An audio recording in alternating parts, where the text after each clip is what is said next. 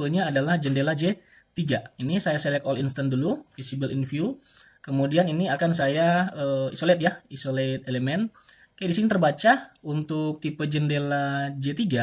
Di sini ada 5 buah ya. Nah, ini saya coba dengan cloud dicek. Untuk J3 ya, di sini J3 ya, 5 buah ya, benar ya. Jadi dari sini saya menarik kesimpulan bahwa AI ini ya, untuk AI tools ini, nano tab ini bisa ya digunakan, tetapi tidak boleh mengganti peran kita sebagai engineer. Dia hanya berfungsi untuk memvalidasi, mengecek apakah jendela-jendela ini dia sudah sesuai yang dihitung oleh Revit, dan kita bisa mengecek juga dengan AI berbasis code ya, seperti cloud ini. Nah, selanjutnya di bagian terakhir ini akan saya coba ini ya. Saya coba reset lagi. Nah, di sini saya tidak akan memilih berdasarkan tipe, tapi di sini saya akan memilih ya, di sini saya akan memilih berdasarkan kategori ya. Jadi untuk semua jendela nanti akan difilter ya. Di sini saya coba atur ya. Di sini saya akan filter, di sini isolate kategori ya di sini. Nah, setelah saya isolate kategori di sini terlihat ya di bagian kiri ini semua jendela sudah ada ya seperti ini.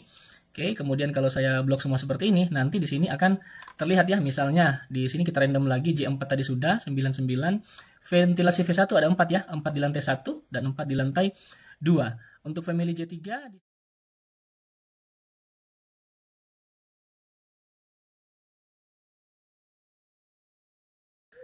Baiklah, kembali lagi dengan saya Fardi Kalumata di channel BIM Engineering Polimdo. Di sini saya akan kembali membagikan tutorial Autodesk Revit ya, software berbasis BIM, dimana cukup lama saya tidak mengupload video. Jadi di sini saya akan melanjutkan untuk pemanfaatan artificial intelligence atau AI untuk mempermudah kita di dalam mengoperasikan software berbasis BIM seperti Autodesk Revit.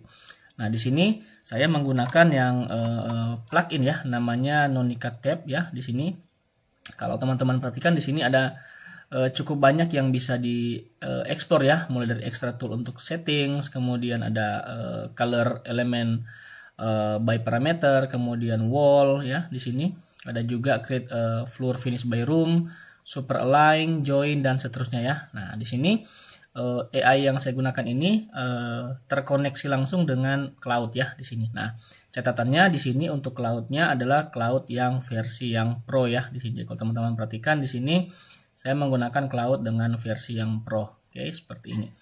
Nah, selanjutnya di sini saya akan hubungkan ya. Jadi di dalam AI cloud ini kita masuk ke bagian konektor dulu ya di sini. Konektor, kemudian kita masuk ke plugin. Oke, di sini ada beberapa bagian yang bisa kita tambahkan ya, misalkan arsitektur, kode review, dan sebagainya. Kemudian kalau kita masuk ke konektor di sini saya bisa menghubungkan ke beberapa software lain atau aplikasi lain. Contoh di sini karena saya adalah basicnya seorang dosen dan juga saya sering menulis, saya menghubungkan dengan Consensus dan Elicit. Kemudian di sini juga saya menghubungkan dengan Cloud in Chrome dan juga Revit ya. Nah, di sini saya contohkan, misalkan saya hubungkan dengan Revit ya di sini. Jadi di sini kita akan menggunakan cloud dengan Autodesk Revit ini secara bersamaan ya. Di sini saya akan contohkan misalnya di sini saya pilih untuk konektornya ya di sini cloud Revit ya di sini. Ini kita pilih ya, misalkan untuk parameternya kita akan mencari misalnya select by parameter ya di sini. Nah, di sini kita langsung bisa menambahkan ya parameter apa yang akan kita hitung ya, atau parameter apa yang akan kita keluarkan seperti itu. Nah, di sini saya bisa pilih ya, misalkan seperti ini ya, kita masukkan prompt dulu. Apakah aplikasi Revit ya, seperti ini. Aplikasi Revit sudah terdeteksi ya, seperti ini. Terdeteksi. Ya, ini kita tanyakan dulu. Oke, di sini nanti di sini cloud akan langsung otomatis ya. Di sini dia langsung melakukan ngecek koneksinya sekarang. Nanti setelah dia bisa membaca ya Nonica Tab ini, nah ini akan muncul ya di sini tertulis di sini. Oke. Nah, kenapa? Karena di sini kita belum mengaktifkan ya di sini. Nah, ini kita harus aktifkan dulu ya di AI konektornya. Kita pilih seperti ini ya. Kemudian kita masukkan lagi promnya, hubungkan lagi ya seperti ini. Kita masukkan, hubungkan lagi di sini. Oke, dan kita tunggu sejenak karena di sini harusnya sudah terbuka ya. Di sini sudah oke. Oke, di sini nanti cloudnya akan menyatakan get active view in Revit. Jadi di sini sudah ada pilihannya, ini sudah tersambung, maka model saya di sini harusnya sudah terbaca ya. Nah, di sini saya ditanyakan mau mulai dari mana, bisa satu elemen per kategori. Nah, di sini saya langsung masukkan ya di sini. Nah, perhatikan di AI konektor saya di bagian kanan di sini sudah ada perintah slash ya 1/75. Jadi untuk penggunaan free-nya di sini dibatasi sebanyak 75 tool use per hari ya, seperti itu. Oke, di sini saya coba calculate ya di sini. Calculate total of wall area ya in floor 1. Oke, seperti ini. Oke, kita coba menghitung total luas daripada dinding yang ada di lantai 1. Nah, di sini nanti secara otomatis cloud ini yang terkoneksi dengan AI Nonica Tab ini akan mengkoneksikan Revit sehingga parameter-parameter yang ada di dalam model project yang saat ini terbuka ini bisa dicek satu demi satu. Oke, kita tunggu sebentar di sini. Dia mencari level dulu ya di sini. Oke, level yang ada di model nanti akan mendapatkan parameter ya. Di sini sebenarnya kita bisa klik ya. Nah, ketika kita klik di sini ada perintah yang muncul. Selain menambahkan by keyword, menambahkan elemen by kategori, di sini ternyata ada 138 dinding ya. Kemudian level 1 sama dengan level 00. Sekarang ini lagi proses pengecekan dan nanti kita akan lihat seperti apa sih luasan dinding di lantai 1. Nah, ini. Oke, kemudian di sini file saya juga terbaca ya, karena memang di dalam pemodelan saya ada bagian lantai yang saya turunkan kurang lebih 40 cm ya di sini. Di sini terbaca. Cara melihatnya di sini saya akan masuk ke bagian ini ya, PY Revit. Kemudian saya akan aktifkan yang pilihan section box ya di sini. Jadi kita bisa melihat ya, kalau kita masuk ke ini ya, ke bagian Revit dulu di sini. Kemudian kita masuk di bagian view di sini. Kemudian user interference-nya kita aktifkan, project browser-nya kita aktifkan, dan juga di sini kita aktifkan juga untuk properties-nya. Saya coba aktifkan section box ya di sini. Oke, kita masuk ke PY Revit. Kemudian di section box-nya kita klik, nanti akan muncul garis ya di sini. Akan muncul garis putus-putus ya yang mendeskripsikan posisi daripada bangunan kita ya. Nah, ini kalau saya potong seperti ini, kemudian saya lihat dari model ya di sini, nanti di sini akan terlihat ya, saya punya lantai dengan tipikal split level ya. Nah, di sini kalau teman-teman perhatikan di bagian ini kita bisa lihat ya, ini kalau saya tarik sedikit mundur, nah di bagian ini akan terlihat bagian split level ya. Jadi levelnya ini sesungguhnya tidak sama ya. Ini saya coba mundurkan sedikit seperti ini. Oke, kemudian kita lihat. Nah, di bagian bangunan saya ini ada bagian lantai yang terpisah ya, seperti ini. Nah, ini kalau kita lihat lagi dengan apa yang dihitung oleh cloud ya. Di sini saya coba tampilkan ya. Di sini kita masuk ke cloud. Oke, kemudian kita lihat prosesnya sudah sampai di mana. Oke, dan di sini ternyata sudah selesai ya. Jadi kita bisa melihat pada cloud sudah dihitung bahwa untuk lantai 1 di sini base levelnya 0 plus 00 sampai ke plus 4 ada 30 dinding ya di sini dengan total luasan sebesar 326,64. Kemudian base level 0 plus 4 minus ya di sini sampai dengan 4 plus 400 di sini ada 30 dinding dengan total luasan adalah 289. Nah, jadi ini total luas dindingnya adalah 616 ya. Jadi kalau dihitung hanya base constraint-nya dari level 0 maka hanya 326. Oke. Di sini saya coba pembuktiannya dengan menggunakan Revit ya di sini. Jadi di sini sudah dapatkan untuk total luas ya di sini. Di sini adalah 616,05. Kemudian kalau hanya dari level 00 di sini 326,64 ya di sini. Jadi di sini sudah terlihat bahwa Revit pun Cloud pun menyarankan bahwa pakai angka 615 untuk kelompok level minus 0,4. Oke. Jadi dindingnya itu dimulai di bawah lantai lalu jadi naik 4 sampai level 4 meter ya.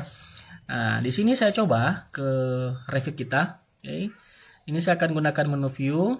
Kemudian kita akan tampilkan dulu untuk project browsernya. Di sini saya sudah menghitung ya luas dinding ya di sini. Oke, kita coba cek luas dinding di sini. Oke, kita lihat berapakah hasilnya. Luas dinding di sini kalau kita ada di angka 1307 ya. Jadi di sini yang dihitung adalah luas pasangan dinding untuk material area. Sedangkan untuk luas pasangannya sendiri di sini adalah kita bisa lihat ini bisa direkap ya. Oke, kita bisa direkap. Juga di sini kita bisa melihat luas plesteran ya. Nah, kalau luas plesteran di sini tinggal dikali 2 ya. Jadi di sini 2612. Sekarang saya akan filter ya di sini berdasarkan perhitungan yang dilakukan oleh Cloud tadi ya di sini. Nah, ini saya akan filter dari base levelnya minus 0,4 sampai plus 4 ya di sini. Oke, kita coba. Ini kita akan filter. Nah, untuk melakukan filter di sini kita tampilkan dulu pada bagian view ya di sini. View. Kita masuk ke user interference, propertiesnya. Oke, di sini saya akan filter misalnya ya di sini untuk filternya bukan by material, oke, tapi by base constraint ya. Ini base constraint-nya 0,4, oke. Saya coba oke dulu. Nah, seperti ini. Ini sudah muncul ya. Jadi kalau kita perhatikan di sini base constraint-nya adalah minus 0,4 ya. Top constraint-nya di sini adalah plus 4 ya di sini. Jadi kita lihat di sini nilainya adalah 306,8. Kita coba cek dengan Cloud di sini.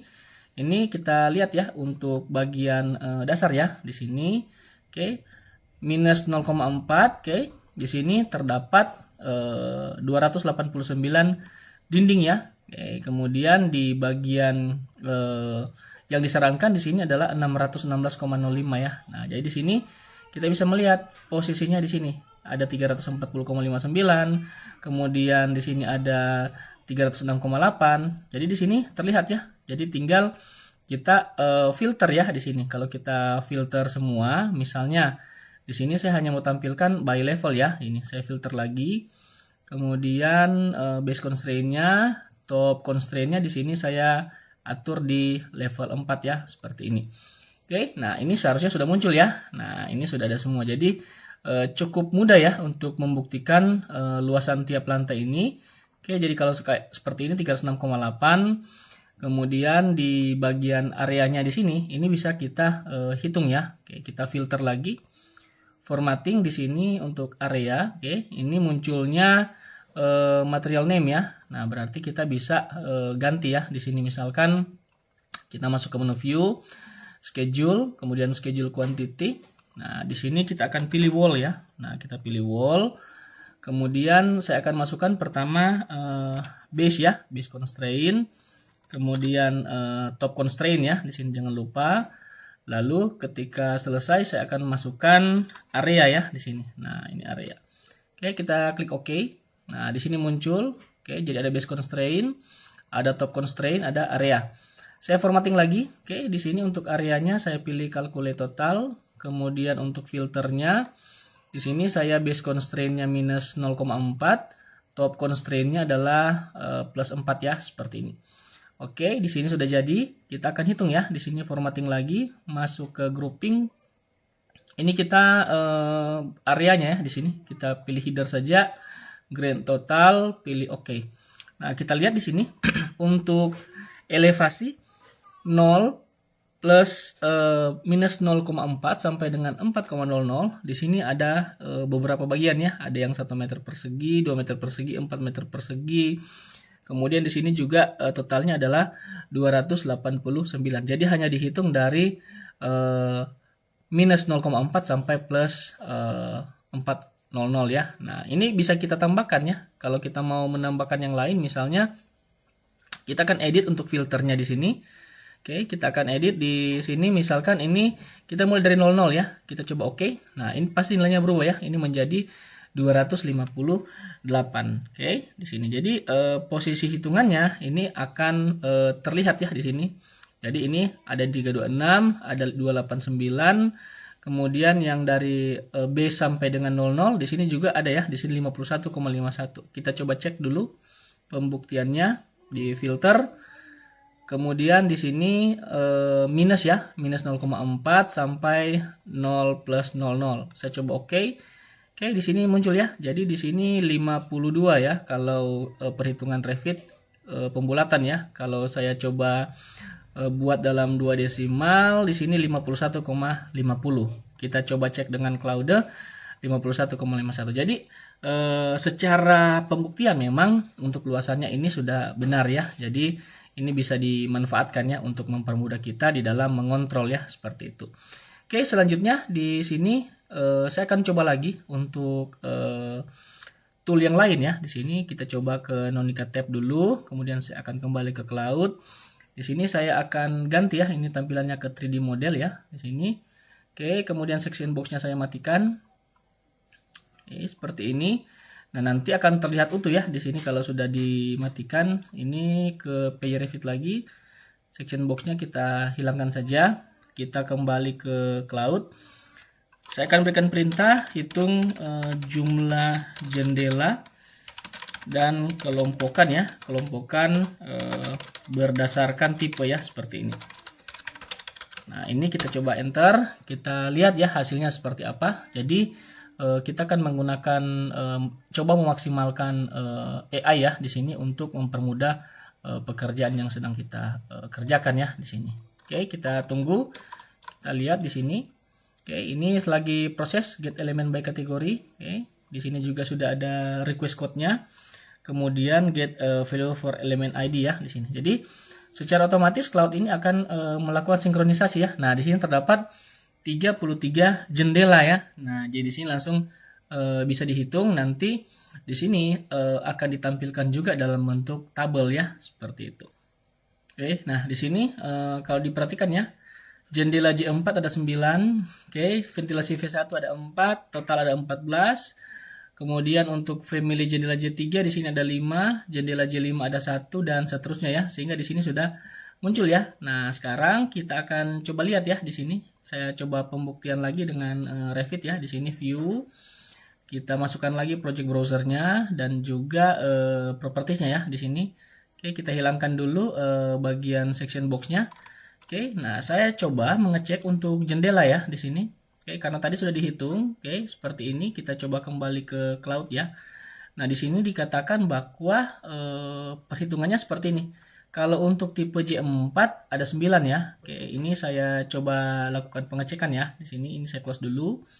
Kemudian saya akan mengecek sampel satu jendela ya. Ini tipenya adalah tipe jendela J4.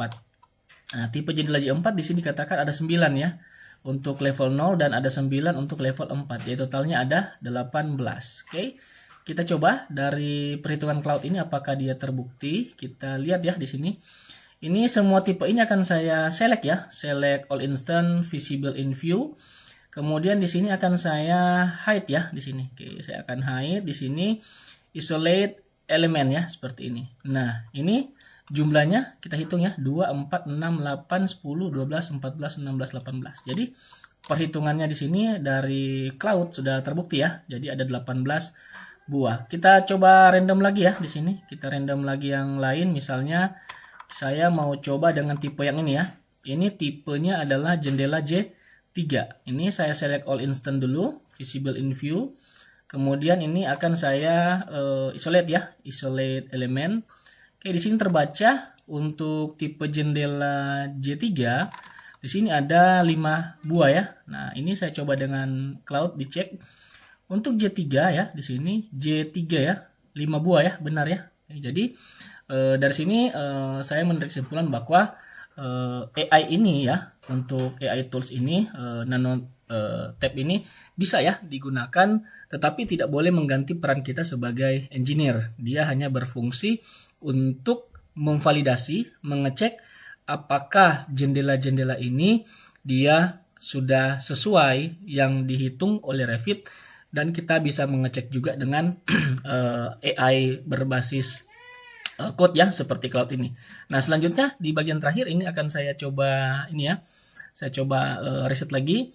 Nah, di sini saya tidak akan memilih berdasarkan tipe, tapi di sini saya akan memilih ya. Di sini saya akan memilih berdasarkan kategori ya. Jadi untuk semua jendela nanti akan difilter ya. Di sini saya coba atur ya.